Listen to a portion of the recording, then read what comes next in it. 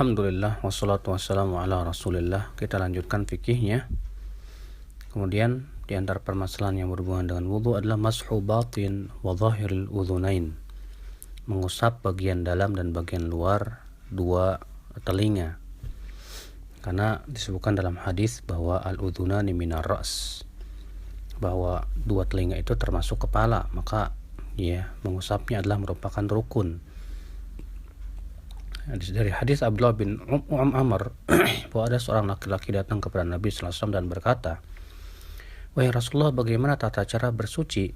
Maka beliau meminta air dalam bejana, lalu beliau mencuci dua telapak tangannya 3 kali, kemudian mencuci wajahnya 3 kali, kemudian mencuci hastanya 3 kali, kemudian mengusap kepalanya.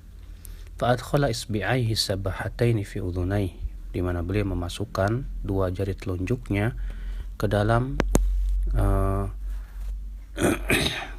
udhunnya, telinganya, dan beliau mengusap dengan jempolnya bagian luar daripada telinganya.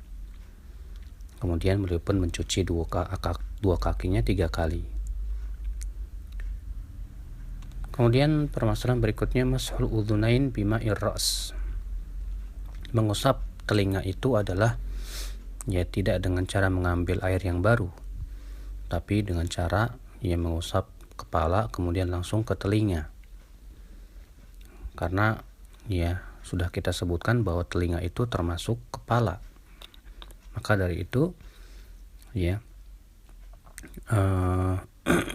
mengusap telinga itu adalah tidak dipisahkan dengan kepala. Walaupun memang sebagian ulama ada yang mengatakan bahwa untuk mengusap telinga hendaknya diambil air yang baru.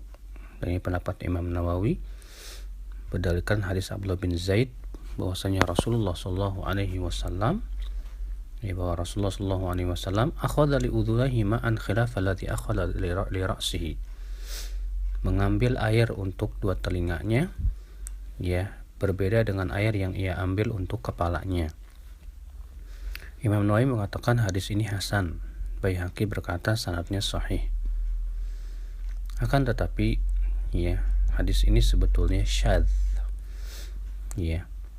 Hadis ini syadz, di mana hadis ini bertabrakan dengan hadis-hadis Abdullah bin Zaid yang banyak yang menunjukkan bahwa Rasulullah SAW mencukupkan dengan air dari mengusap kepala, sehingga tidak mengambil air lagi. Adapun pemisahannya ini, maka ini adalah hadis yang syadz, dan hadis yang syadz itu adalah hadis yang dhaif.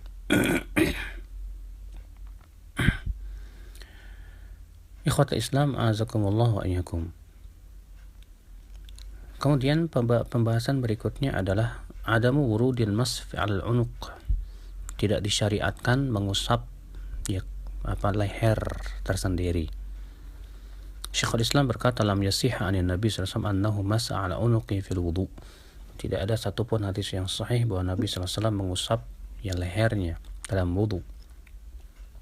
Adapun hadis mashur raqabah aman min al-ghil, mengusap leher itu keamanan dari dengki, maka itu adalah hadis yang maudhu, sebagaimana dikatakan oleh Imam Nawawi dalam Syarah Muhadzab. Demikian pula Imam Suyuti memasukkan itu dalam hadis-hadis maudhu. Demikian pula Al-Hafidz Ibnu Hajar menyatakan juga hadis itu palsu. Berikutnya adalah ghuslu rijalin ilal ka'bain. Mencuci dua kaki sampai mata kaki. Yang disebutkan dalam hadis Amr bin Yahya dari ayahnya yang berkata, aku menyaksikan Amr bin Abi Hasan bertanya kepada Abdullah bin Zaid tentang wudu Nabi sallallahu alaihi wasallam. Dan di situ dikatakan tsumma ghassala rijlaihi ilal ka'bain. Kemudian Nabi sallallahu alaihi wasallam mencuci dua kakinya sampai dua mata kaki, dan tidak disunahkan lebih dari itu. Dan mencuci dua kaki juga terkadang tanpa jumlah, berdasarkan hadis Yazid bin Abi Malik yang dikeluarkan Imam Abu Daud, bahwa disebutkan di situ fatawaddu'a thalathan. maka Nabi SAW berwudu 3 kali, wa ghasala rijlaihi bi ghairi adadin, dan mencuci 2 kakinya dengan tanpa adat. Tanpa adat itu artinya tanpa hitungan, tanpa hitungan begitu. Walaupun demikian tidak boleh lebih dari 3 kali. Karena disebutkan dalam hadis bahwa Nabi SAW pernah berwudu 3 kali. Kemudian beliau mengatakan, inilah wuduku dan wudu Nabi sebelumku. Maka barang siapa yang lebih dari ini, maka ia telah berbuat dosa. Allahu a'lam.